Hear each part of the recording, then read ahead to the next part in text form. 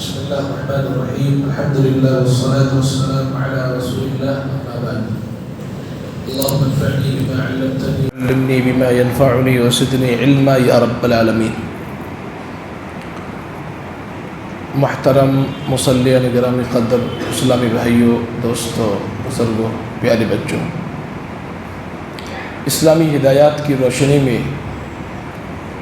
ان rules اور اصولوں پر آپ کے سامنے گفتگو چل رہی ہے کہ جن پر عمل کر کے سماج کو ایک بہتر سماج بنایا جا سکتا ہے.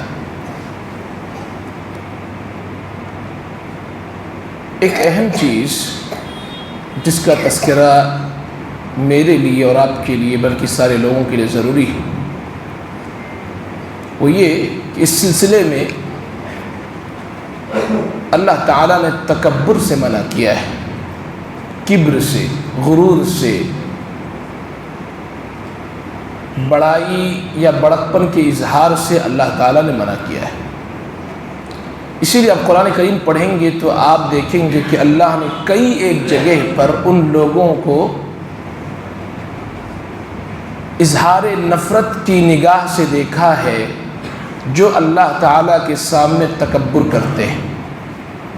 اللہ تعالیٰ نے کہا اِنَّهُ لَا يُحِبُّ الْمُسْتَكْبِرِينَ. اللہ تعالیٰ تکبر کرنے والوں کو پسند نہیں کرتا ہے. تکبر ایک ایسی بیماری ہے کہ انسان کے اندر اگر وہ پیدا ہو جائے تو نہ صرف اس کی آخرت تباہ کرتی ہے بلکہ اس کو سماج کے اندر سارے لوگوں سے جدا کر دیتی ہے. یہی بیماری فرعون کے ہاں آئی تو فرعون نے اپنے آپ کو کہہ دی انا ربکم الاعلی، میں تمہارا سب سے بڑا رب ہوں. اللہ نے اس کو تباہ و برباد کر دیا. یہی بیماری تکبر کی بیماری قارون کے ہاں آئی تو اس نے کہہ دیا کہ جو کچھ میں نے حاصل کی میری صلاحیت سے مجھے ملی ہے، یہ مال اور یہ دولت جو میرے پاس ہے یہ میری صلاحیت کی وجہ سے ہے. تو اللہ تعالیٰ نے اس کو فخسفنا به وبداره الارض، ہم نے قارون کو اس کی دولت سمیت زمین نے دھسا دیا. تو کبر اور تکبر ایک ایسی بیماری ہے کہ جس کے اندر پیدا ہو جاتی ہے اس کی آخرت بھی تباہ کر دیتی ہے اور دنیا بھی اس کی برباد کر دیتی ہے.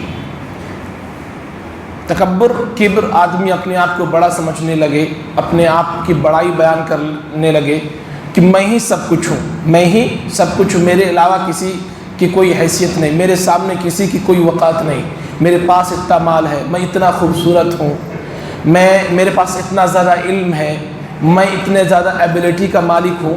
تو یہ جو سوچ ہے، یہ فکر ہے، اسلام کلی طور پر اس کو حرام کہتا ہے. کیوں؟ کیونکہ اللہ نے کہا ہر انسان کے اوپر اللہ نے ایک انسان کو رکھا ہوا ہے. کوئی انسان اس بات کا دعویٰ کر ہی نہیں سکتا کہ اس وقت دنیا میں سب سے بڑا ہوں، اس وقت دنیا میں میں سب سے بڑا ہوں. موسیٰ علیہ السلام نے کہا تھا اس وقت مجھ سے بڑا عالم پورے روئے زمین پر کوئی نہیں. اللہ کو یہ بات پسند نہیں آئی، اللہ کو یہ بات پسند نہیں آئی، کیونکہ یہ جملہ کہنا کہ اس وقت مجھ سے بڑا کوئی نہیں ہے، میں ہی سب سے بڑا ہوں، چاہے مال کو لے کر کے، دولت کو لے کر کے، خوبصورتی کو لے کر کے، یہ بات اللہ کو پسند آتی ہی نہیں. اللہ تعالیٰ نے موسیٰ علیہ السلام سے کہا نہیں موسیٰ، تمہارے علاوہ بھی اس روئے زمین پر میرا ایک بندہ ہے جو تم سے زیادہ علم رکھتا ہے. اور پھر وہ قصہ خضر علیہ السلام کا قصہ شروع ہوتا ہے. موسیٰ علیہ السلام نے کہا میں ایسے عالم سے ملنا چاہتا ہوں جو مجھ سے زیادہ عالم ہے. تو اللہ تعالیٰ نے قصہ ذکر کیا سورۃ الکہف کے اندر. پھر جاتے ان سے ملاقات کرتے تو ان کا علم ہوتا ہے، اندازہ ہوتا ہے کہ واقعی مجھ سے بڑا بھی کوئی عالم ہے. اس لیے یہ دعویٰ کرنا کہ مجھ سے زیادہ خوبصورت کوئی نہیں ہے، میں ہی سب سے زیادہ خوبصورت ہوں، میں ہی سب سے زیادہ مالدار ہوں، مجھ سے زیادہ اخلاق کسی کا اچھا نہیں ہے، یا یہ کہ مجھ سے زیادہ علم کسی کے پاس نہیں ہے، میں ہی اللہ کا سب سے زیادہ جو ہے نیک بندہ ہوں، تو یہ سب سے بڑا والا جو جملہ ہے یہ اللہ کو پسند نہیں. کیونکہ دنیا میں انسان کتنا ہی بڑا کیوں نہ ہو جائے اس سے بڑا کوئی اور دنیا میں ہوتا رہتا ہے. اور اگر دنیا میں نہ بھی ہو تو اللہ تعالیٰ کہتا میں سب سے بڑا ہوں. اس لیے یہ جملہ صرف اللہ کو زیب دیتا ہے. اور یہ جملہ اللہ نے خود اپنے لیے استعمال کیا. اللہ نے الکبریاء ردائی، استکبار، کبر، بڑکپن کا اظہار کہ میں ہی سب سے بڑا ہوں. اللہ نے کہا یہ میری چادر ہے، اللہ نے کہا یہ میری چادر، یہ میری پہچان ہے کہ میں دعویٰ کروں میں سب سے بڑا ہوں، لہذا میری چادر کو اگر کوئی استعمال کرنے کی کوشش کرے گا تو مجھے یہ چیز برداشت نہیں ہے۔ الیس فی جہنم مثوی للمتکبرین، اللہ نے کہا کیا متکبرین کے لیے، کبر کرنے والوں کے لیے جہنم میں ٹھکانہ اللہ نے تیار نہیں رکھا ہے؟ لہذا یہ چیز جہاں انسان کی آخرت برباد کرتی ہے وہیں انسان کی دنیا بھی برباد کرتی ہے۔ اچھا، یہ مذموم بیماری اگر پورے سماج میں عام ہو جائے تو آپ کو کیا لگتا ہے؟ سماج میں کوئی کسی کے کام آئے گا؟ ہر کوئی بڑا بڑا کرے گا اپنے آپ کو، نہ کسی کے ساتھ اٹھنا بیٹھنا چاہے گا، نہ کسی کے جو ہے، کیونکہ ہر آدمی نہ کسی سے تعاون مانگے گا، نہ کسی سے کوئی اور مدد، تو پورے سماج کے اندر ایک اختلاف اور انتشار کی فضا بن جاتی ہے۔ لیکن وہیں پر اگر سماج والوں کے سماج میں رہنے والے لوگوں کے اندر تواضع پایا جائے کہ میں تو کچھ بھی نہیں ہوں، میں تو کچھ بھی نہیں ہوں، میرے پاس جو مال ہے وہ تو کچھ بھی نہیں ہے، میری خوبصورتی کچھ بھی نہیں، اللہ کی نعمت کے یہ سب اللہ کی نعمتیں، اور اللہ کی نعمتوں کا اظہار اس طرح ہونا چاہیے کہ اللہ کا شکر ادا کرے۔ تو اگر انسان پورے سماج کے اندر تکبر عام ہو جائے، کبریائی عام ہو جائے، یا انسان کے ہاں جو ہے غرور آ جائے، گھمنڈ آ جائے، تو سماج کے لوگوں کے درمیان محبت پھر رہ نہیں جاتے، کیونکہ کسی بھی انسان، چاہے انسان کتنا ہی چھوٹا ہو کیوں نہ ہو، وہ انسان بالکل یہ برداشت نہیں کرتا ہے کہ آپ اس کے سامنے اپنی بڑکپن کا اظہار کریں، آپ اس کے سامنے کہیں کہ میں یہ فلاں ہوں، میں فلاں ہوں۔ انسان کو پسند نہیں آتا ہے، کسی بھی انسان کو پسند نہیں آتا ہے۔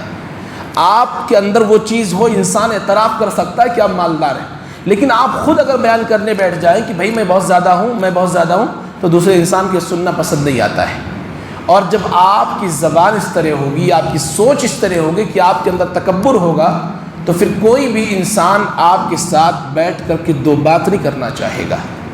تو اس سے کیا ہے، سماج کے اندر خرابی پیدا ہوتی ہے، سماج اور سوسائٹی میں خرابی پیدا ہوتی ہے۔ دیکھیں، اسلام نے ہر اس چیز کے اوپر کنٹرول کرنے کی کوشش کی ہے اور ہر اس چیز کو ختم کرنے کی کوشش کی ہے جس سے انسان کی دنیا بھی متاثر ہوتی ہے اور آخرت بھی متاثر ہوتی ہے۔ لہذا کبر جیسی بیماری سے، تکبر جیسی بیماری سے اپنے آپ کو، انسان کو بچا کر کے رکھنا چاہیے، اللہ کو یہ پسند نہیں ہے۔ اور انسان کو ہمیشہ تواضع، انکساری، اپنے آپ کو اللہ کے سامنے جھکا کر کے چلنا، جو ہے چلتے ہوئے آرام سے چلنا، اپنے چہرے پر ہمیشہ مسکراہٹ رکھنا، اور چلتے ہوئے زمین پر پٹک پٹک کے نہ چلنا، یہ ساری کی ساری چیزیں اخلاقیات میں آتی ہیں۔